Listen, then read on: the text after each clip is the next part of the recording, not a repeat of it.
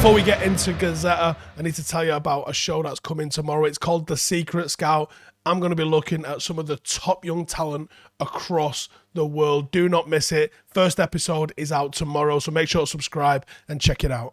When we talk about Fred and McTominay, he can go in there and maybe take one of their places and be like a deep lining midfielder, a deep creative midfielder for Man United.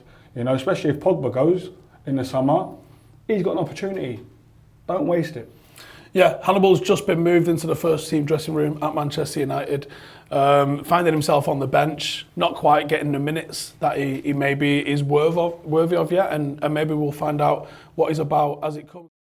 Yes, ladies and gentlemen, welcome back to this week's episode of Gazzetta Dello FIVE. You got here myself, Joel Beya, Stephen Howson, and of course the man in who we trust, Mr. Fabrizio Romano. How you doing? You okay? Hi, all good, guys. Always a pleasure to be together. And thank you. Listen, it's heating up, you know. Like the last video people were watching, you know, like we did good numbers on it. It was like breaking news. So you guys watching, please make sure you like, share, comment, and subscribe. We actually absolutely love this show with Fabrizio, and we will be reading out your comments at the end of the show. So make sure you watch till the end because we could have picked you. Okay, so Steve, you want to kick us off?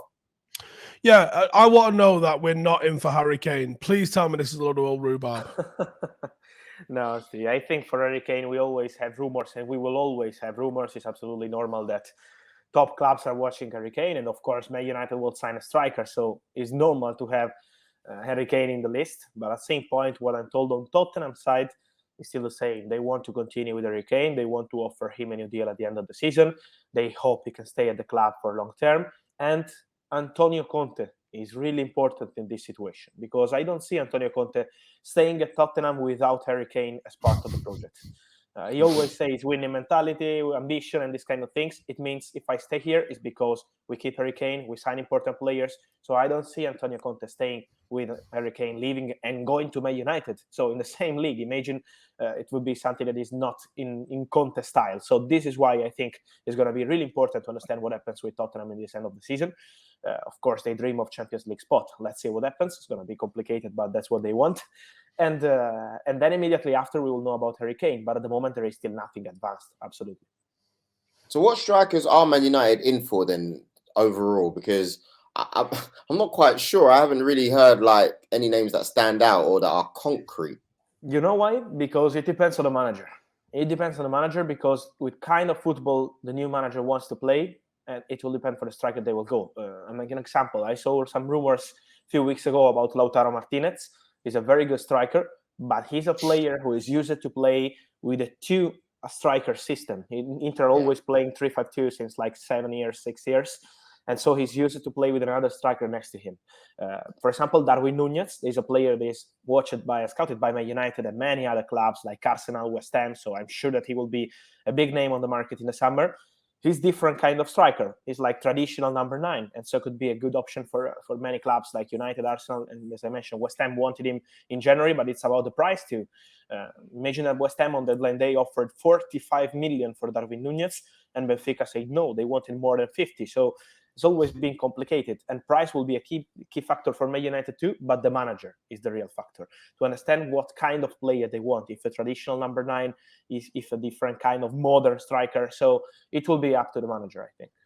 Wow. There's obviously loads of talk still about the manager. United seems to be really keen on trying to throw people off the scent, I think, by almost letting it out. Like we're not just talking to 2 managers. We're not just thinking about 2 managers. I ain't buying it. I actually think that it's probably just down to Ten Hag and Pochettino. What's your take? I think at this point, this is the reality as of today. Never say never with Man United, but yes, the reality is Erik Ten Hag and Pochettino. I've always been the front runner since November, the 2 names that they wanted into the board with different kind of skills for the 2 managers, of course. So this is why in the board, they're still thinking about it. But the rumors about Luis Enrique, I've never had it confirmed. It's true that he has some admirers in Man United board, but he's only focused on Spain. He will go to World Cup with Spain, so he's absolutely not thinking about any job in the world. It's not disrespect for Man United, but he doesn't want to focus on something else, so it's only Spain for him. And for Lopetegui, he's never been top of the list. Never. He's always been like the third choice. So I'm sure that for Man United, the priority is to go for Erik ten Hag or Mauricio Pochettino to decide soon. As we know, they had an interview with ten Hag. They spoke with Pochettino too. So the decision is in the air now. They need to decide. So they've spoken to Pochettino as well? Yes. They spoke to Pochettino. From what I'm told, it was not a face-by-face meeting, but it was a direct meeting too. It was not now, but a few weeks ago. But Pochettino and people close to him, his lawyers, people next to him, know so well that Man United want him since November. They had conversations. So it's not something surprising on Pochettino's side. He knows that he's in Man United list. And so it's up to the club now, because I'm sure that in few weeks we will have the final answer. In regards to Erik ten Hag, Luis van Gaal said that he should join a football club, not a commercial club. United is a commercial club. Should these comments concern Man United whilst we're in the Man United topic? On club side, I'm sure, yes. I'm sure they are not happy. How they can be happy? Was very rude, I think, from Van Gaal. I need to respect Man United. This is my personal opinion. Dan Steve is better than me to say what he thinks about it. But my personal opinion is big respect for Man United. It's not a respect thing. It's a fact thing. He knows from the experience of the club the commercial demands that were placed upon him as manager of the club. He obviously knows how Ajax focuses on football first, and therefore is successful because it does that. He's absolutely right, and he's well within his rights to say what he thinks Ten Hag should do. My only hope is that the regime change that we've seen, no longer Ed Woodward's running the show, Richard Arnold's running the show. I'm fully prepared to give him a clean slate and say, let's hope that he's getting the advice off the right people and that United do turn and become more football focused. The hiring of Ralph Rangnick tells me they're at least open to being a bit more football focused. So let's hope that they continue down this path and maybe appoint a football manager rather than a name manager. And I think choosing Ten Hag over Pochettino for me would represent that.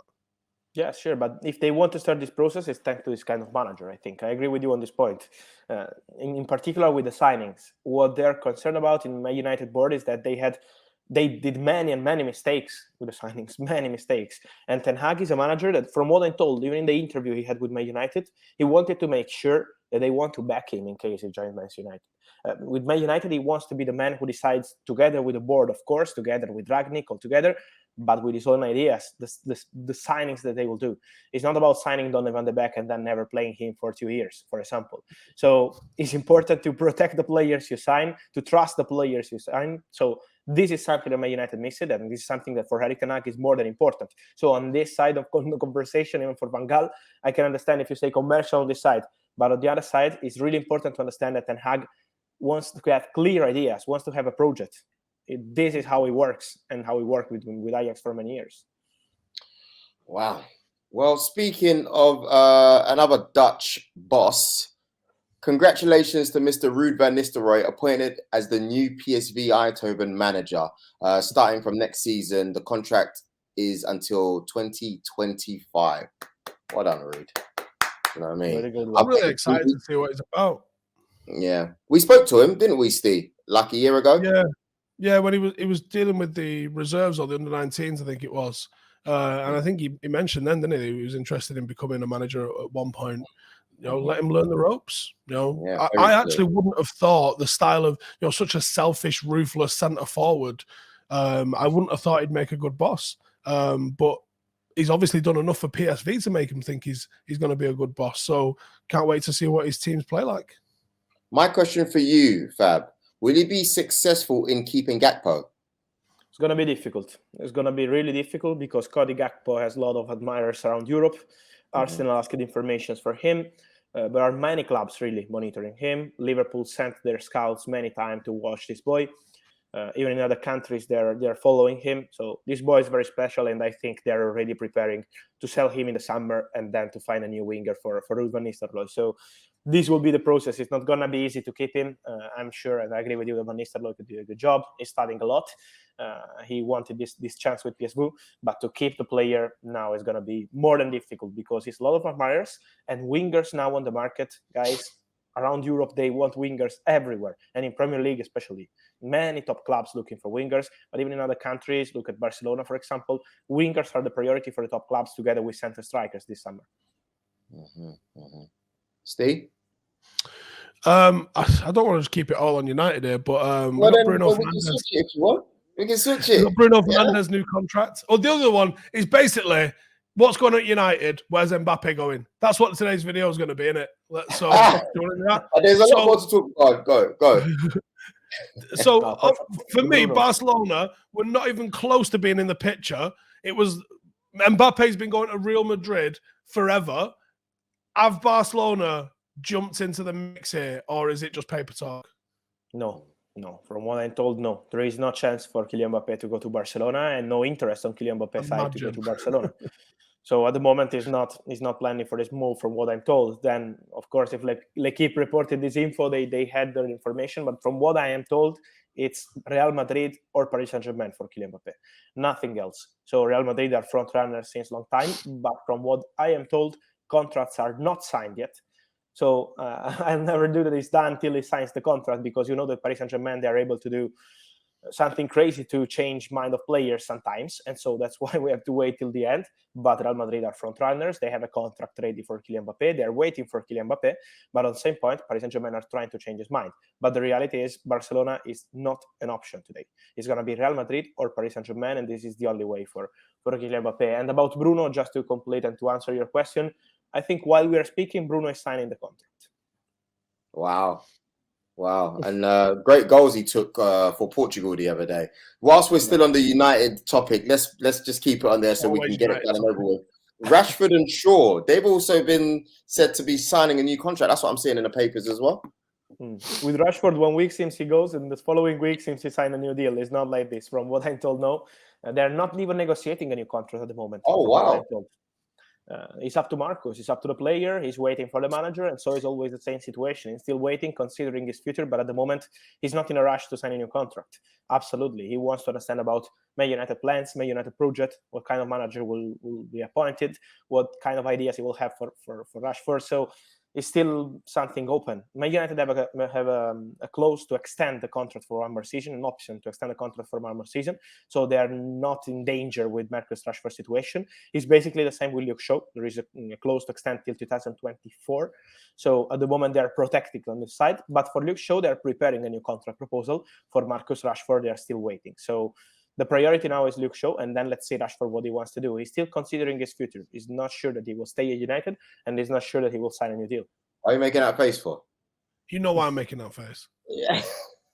Why? Why are we giving contracts to players who don't deserve it? This is my whole thing. Like we dashed out a contract to Nani when he was finished. We give Ashley Young a contract when he was finished. I think there's something in the something to do with the New York Stock Exchange valuation of the way the club is. I think they like to have these contracts sitting in there as assets. They're not assets. But they are. Because otherwise you end up like Paul Pogba, and then you think, oh, maybe you should have done something about it earlier. No, maybe. But that's different, because that's a player that clearly doesn't want to be here. These are players who shouldn't be here based on ability. Look, you've had Juan Mata all season, but have you, right? Whatever he's cost us. You've had Phil Jones for the last 5 years. He's played 2 games or something. Like, United needs to start acting like a proper football team. Don't just automatically renew someone's contract because it's ending. Like, we haven't got a manager. Like, why are we renewing contracts before getting a manager in who's going to go, I'm not going to play him. He's on 250 grand a week probably. And the new manager might come and just think, nah, he's my third choice right back or left back or whatever he is. Like, what's the point in doing? We need to start being run like a football club. Louis was right. All right, look, Fab, we've spent 13 minutes here. It's Steve crying about United and a little bit of Barcelona and Real Madrid. You got to talk to me about Arsenal. I want to know what's going on at Arsenal, and I want to know what's going on at Chelsea, because I want to make sure that things are not going well for them. So you need to talk to me about that, please. My friend, for Arsenal, you know that it's going to be really important to understand whether they play Champions League football next season or not before they prepare the market. So they are already working on some players. I mentioned you, Cody Gakpo is a player they asked information about. Also Rafinha. Rafinha is now, I can say close, but I can say in talks with Barcelona because Barcelona are working on it. But Arsenal also asked information about Rafinha. So they're keeping tabs about the situation. They're preparing something, but everything will be up to the Champions League football. It's about Champions League football. To play Champions League football as of today is something that is more than important on financial point of view, on technical point of view, to convince players. There are many factors involved in this table position. So this is why for Arsenal it's going to be really important. They are preparing a new contract for Bukayo Saka to be discussed at the end of the season. And when we talk about contracts, it's always important to remind to have a strategy, as you mentioned about Man United. But I think Arsenal are doing a pretty good job with contracts, and Bukayo Saka will be the next priority. And then for Chelsea, now the situation is in total standby. The situation for Chelsea is complicated. They are not able to do anything, even on the market. And this is something that is worrying. Look at Tony Rudiger's situation, for example, but some signing they wanted to do. I mentioned Rafinha. Now Barcelona are leading the race. But Chelsea, end of January, they were working on Rafinha deal and preparing Rafinha deal for the summer. And now everything is in total standby and they're not able to do anything. But it was really well advanced talks with Chelsea. And now Barcelona are taking them because Chelsea are in standby. They wanted to sign a wonder kid from the USA. Gabriel Slonina is a goalkeeper born in 2004 from Chicago Fire. It was almost done. And then everything collapsed because of the sanctions. So they're not able to do anything. And this is a big, big problem. Wow. I love how Arsenal are getting linked with players. Why are you getting linked with Rafinha? You don't need a right winger. Oh, Saka was the greatest of his generation. Listen. We obviously Pepe isn't the player that we thought he was going to be, right? Saka plays right wing, mate. What'd you say? Saka plays on your right wing, and so does Pepe. He comes on and plays on the right as well. Do you know what I mean? Okay. So you don't know. You don't know what we might need to do. We might have to move it on a little bit. You know what I mean? We have to get it going. You don't know. But listen, why are you concerned with us? We're playing Champions League football next year, mate. You worry about... Yeah, well, you don't know. You know what I mean? It's looking very likely, isn't it? Listen, Thursday, Sundays is a new fucking Wednesday.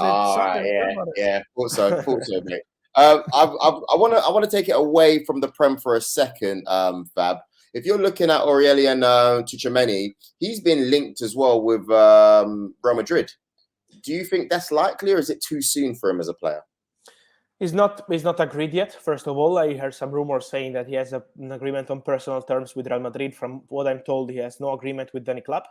I still remember I was asking about him on my United side because last summer we had some rumor on my United working to sign him. But the answer last summer was no, he's not our target. So let's see if something will change this summer with a new manager. But I'm sure the situation is still open on Tchouaméni's side. He has not decided anything. Real Madrid sent their scouts to watch this boy more than 3 times in the last few months. Paris Saint-Germain are monitoring him. He's French and they need a midfielder, so it could be an option for Paris Saint-Germain. Premier League clubs want him since a long time. Imagine that he was top of Chelsea list last summer. Tchouaméni and Koundé were the 2 top names they had in the list. Same agent, so this is why for Chelsea was a good opportunity. But then at the end was impossible to sign Tchouaméni because Monaco didn't want to sell him. Now they are open to sell, but let's see what happens with Chelsea. So at the moment, it's still everything open. But my personal opinion, who signs Tchouaméni will do a fantastic signing. This player is really good. He's really, really good. Okay. And in my personal opinion, perfect for the Premier League. Steve, do you want to look at the questions for Fab, please? Yep, if I can find them. Right, we've got one from Andrew. Says, question for Fab. Any truth in Juan Mata joining the coaching staff at Manchester United end of the season when his contract ends? Let's see. At the moment, still nothing on this side. I was checking, but I'm told he has not decided yet what he wants to do at the end of the season. So I'll keep it open. It depends on the manager, if the manager, what kind of coaching staff he wants to have. So it depends if it will be Pochettino or Ten Hag. So it's still open, but for sure, Mata will not stay at Man United as a player. This is the plan. Mata, Lingard, and Cavani ready to leave. I think there's a good chance of him sticking around as something because he just bought a horse. Yeah. You can't just take a horse anywhere, can you? You know what I'm saying? Like, that's a big commitment buying a horse. Makes sense. He loves it. Second question is Rohi Barua. saying, I don't understand why isn't anyone talking about Zidane in terms of being a Man United manager. I mean, are all these fab questions about Man United? Goodness gracious. But yeah, why are they not talking about Zidane anymore? Because Zidane is not giving priority to Premier League as his next destination. He's not Doesn't super want United. attracted by Premier League at the moment. So It's that's not a about Man polite United. way of saying that he has got zero interest in coming to United. No, I'm but gonna I'm use really that told one. that It's not a I'm really priority at the told that moment. England is not his priority. Then let's see, let's see. But I'm told that it's not Yeah. his priority. Next time someone needs paying, I'm just gonna tell them it's not a priority of mine at the moment. Yeah. Instead of telling them I love it. I love it. I love this so much. I'm loving it too much. Okay, first name, last name. This guy gets picked every week, you know? Like, seriously, he's an avid watcher. First name, last name says, ask Fabrizio about Nuales and Sabitzer as potential midfielder options for United. How is the name? Neuhaus and Sabitzer. Okay, no, no. At the moment, for both of them, I didn't hear anything about Man United, anything advanced. Then I repeat, let's see. With the new manager, they will have a new strategy. But Sabitzer has chances to leave Bayern because he's not performing so well, and also they are open to letting go in case they will receive a proposal. But at the moment, he's not a priority for United, and he's more kind of offensive midfielder. So I think he's not a priority now for Man United. It's not the first position they will try to cover in the summer. Neuhaus is an interesting player. He was in Liverpool radars last summer, but at the moment it's not something that is important or a priority for an English club. I got one for you, Fab. You see the text I sent you the other day? I saw. I'm still checking. Still no answer about your boy. You want to say? Keep an eye on Gareth Bale back to the Premier League, everybody. Really? Is that what you're saying? We'll see. Anyway, listen, I want to say thank you very much for today, Fab. It's been brilliant. Thanks for answering guys, the questions for the fans. I don't know why this has become a Man United inquiry session. This is what it feels like. But you know what? Keep the questions coming, and we really do appreciate you guys watching. And yeah, we'll be back next week. Oh, wait, before you go, don't forget, like Steve said earlier on, The Secret Scout is launching tomorrow. So make sure you watch that show. Amazing insight. And yeah, man, you got to make sure you like, share, comment, and subscribe so you get your notifications. And we'll see you soon. Peace.